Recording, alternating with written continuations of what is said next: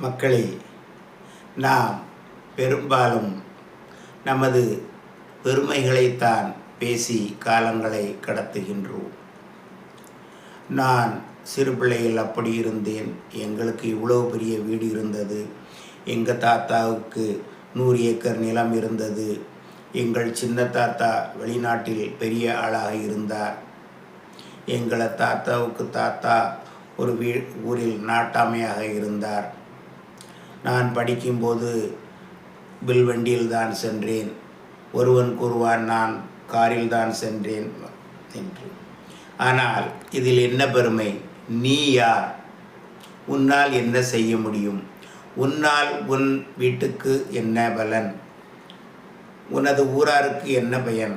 இந்த சமுதாயத்துக்கு என்ன பயன் என்றுதான் மக்கள் பார்ப்பார்களே தவிர உனது பழைய கதைகளையெல்லாம் கேட்டுக்கொண்டிருக்க யாருக்கும் நேரம் கிடையாது.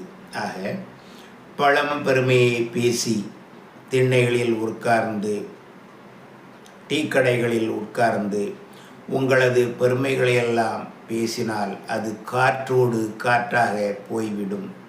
அதில் ஏதாவது இருக்கின்றதா? இல்லவே இல்லை. அதனால் ஏதாவது பயன் உண்டா? இல்லவே இல்லை. ஆகவே மக்களே, நேரத்தை வீணாக்காமல் ஏதாவது ஒரு நல்ல காரியத்தை செய்து வீட்டிற்கும் நாட்டிற்கும் நாம் ஒரு உபயோகமுள்ள நல்ல மனிதனாக வாழ இன்று நான் உங்களை அழைக்கின்றேன்.